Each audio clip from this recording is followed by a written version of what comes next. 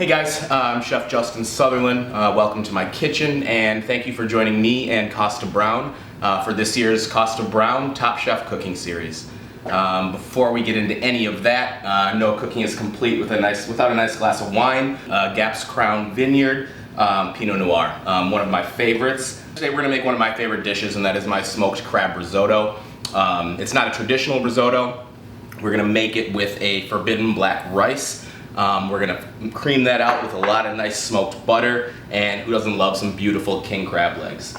So to get that started, we're going to get our king crab prepped, and for this, I want to try and get these legs out of this shell completely intact. The best way to go about that is just get yourself a nice pair of kitchen scissors, and we're going to make a couple cuts so we can pull that leg out completely intact. And one thing you want to make sure when you're taking the leg out fully intact is that we are getting all of these little connectors out. So hold that, get that out. And we have a beautiful, nice piece of king crab that we are going to slowly butter poach with some Kosta Browne Pinot Noir. After that, we want to take this nice knuckle meat, and we're just going to pull all of that extra meat out, and this is going to be what we're going to fold into the risotto. So there'll be a nice chunk of king crab on top, and then a lot of this knuckle meat that we're just going to kind of gently shred up and fold that into our risotto at the end. So one of the bases for this risotto is going to be a nice shellfish stock. I've used a combination of lobster, shrimp, and a really good thing to do is save these king crab shells and use that to make some of your stock. So now that we have our lobster meat prepped, we're going to go over and get our risotto started. And for that, just like any classic risotto, we're going to start it with some minced shallot. Alright, so we'll go over to the stove, take our forbidden black rice and some nice minced shallot. Get our stovetop on to a medium-high here, and we're going to start with a little bit of vegetable oil to sweat out our shallots. Just want to get those cooking just till they're nice and translucent without any color. Then we'll throw our rice in and get that nice and toasted. While those shallots are sweating, we are going to finish this risotto with some nice crispy sunchokes that we're going to slice really thin and cut into almost some nice little chips. That's going to give it some nice nuttiness and a little bit of crunch to work with this creamy risotto. So you can either, if you have a mandolin at home, that's a perfect tool to use for this to get them nice and thin. Otherwise, just find your sharpest knife, and we're going to try and cut some little chips as thin as we can. We'll take and throw those in some water, try and remove a little bit of that starch, and we'll let those hang out, and we'll fry these fresh right at the end. And I hear our shallots.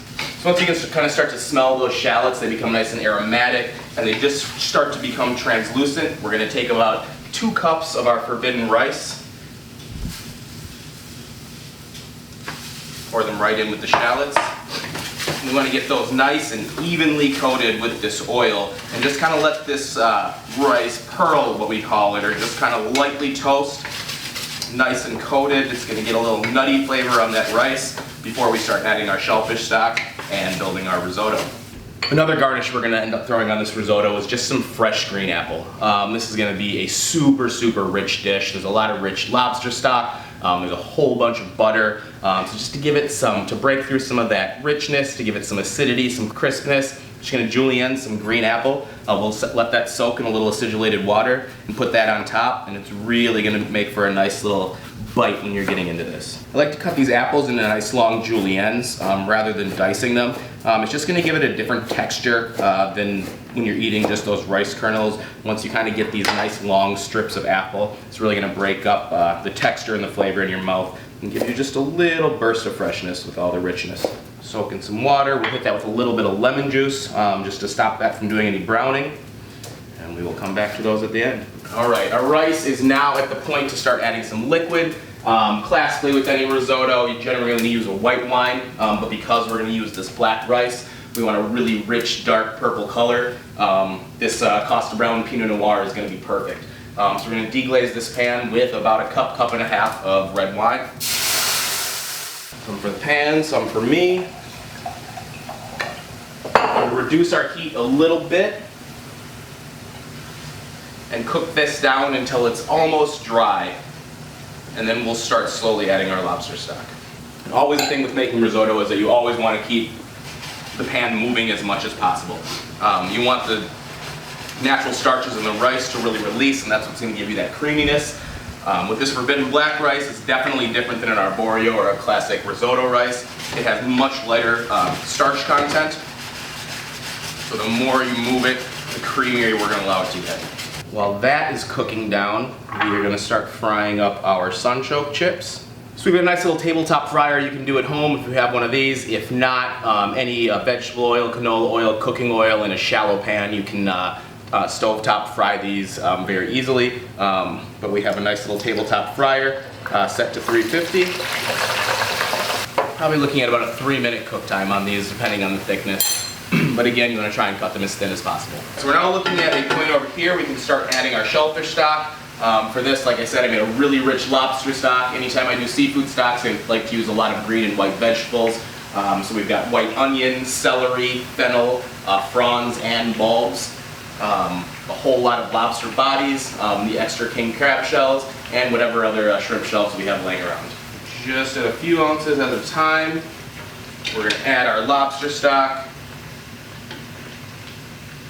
Stir and keep adding the stock as that rice slowly absorbs it. Again, classically when you're making a Vermonte, warming up anything, you usually use a mixture of white wine and butter. But because, again, we're doing this nice dark red rice, incorporating this Pinot Noir throughout, we're actually going to do our Vermonte with red wine and kind of make a Beurre Rouge.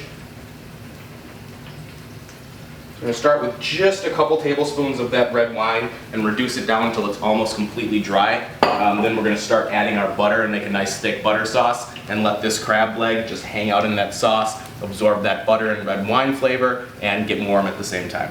Perfect. So when these sunchoke chips stop bubbling and completely float to the top, that's how you know they're going to be done. Drain those out. Got a paper towel here on a sheet pan. Get them nice and spread out so they don't get soggy. And anything that comes out of the fryer, we're going to hit with a little bit of salt right away. More stock to our risotto. So this forbidden rice has a really hard husk on it on the outside, so it takes a little bit for that to get broken down. And once we break through that outer shell, the cooking process is going to speed up quite a bit. But our initial cook here, to get that broken down, you're going to be looking at about 20-25 minutes. And then the last 10 to 15 minutes is going to go really fast. And lastly, to get ready to garnish this dish, we are going to complete it with some chives. I like to put a lot of chives as finely minced as possible. Because it gives a really nice, fresh, lightly kind of oniony flavor, and it also just looks beautiful with all of these nice green specks kind of cascaded all over this dark black rice, with your crispy chips, green apple. It becomes a very visually pleasing dish. Right, our red wine is starting to get hot over here, so we're going to start slowly adding some of this butter.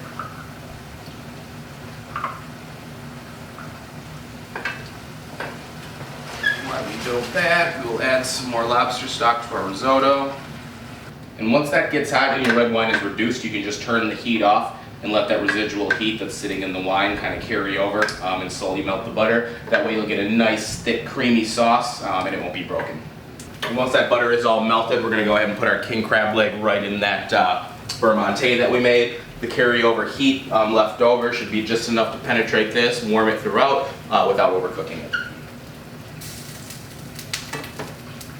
We have the heat completely off, and we're just going to let that hang out, warm through, absorb the flavor from that Pinot Noir, absorb all that butteriness, and it's going to go perfect on top of our risotto. I really want to handle this crab leg as little as possible. The more you move it around, the more it's going to kind of break. So we're just going to kind of baste it slowly with this Vermonte to make sure it gets heated throughout. But I want to touch it as little as possible. Alright, so once our rice has absorbed all of the lobster stock we need, we're going to finish it off with a lot of smoked butter. For this, at home you can pick up some wood chips, make yourself a tabletop smoker, smoking gun. If you don't have the ability to smoke at home, even adding a little bit of powder or liquid smoke just kind of gives it that smoky flavor, and just use some regular butter. 3 to 4 tablespoons of butter in here, which is going to make it nice and creamy. Get our king crab leg. We're going to season this with just a little bit of lemon juice. good amount of salt. We're gonna take a little bit of that lump king crab that we pulled from the knuckle meat and just let that hang out in the sauce around the outside. We've got this beautiful butter poached leg we'll put right on top. Crispy sunchokes for a little nuttiness and a little crunch because this is gonna be so rich. We've got our julienne apples that we're gonna put right over the top. And then we're gonna finish that with a whole bunch of those finely minced chives that we did. And that is our smoked crab risotto with crispy sunchoke chips, fresh green apple, butter poached king crab, and a lot of chive. Thank you guys for hanging out with me. Thank you, Kosta Browne. I hope you guys enjoy making this at home. Enjoy. Everybody stay safe.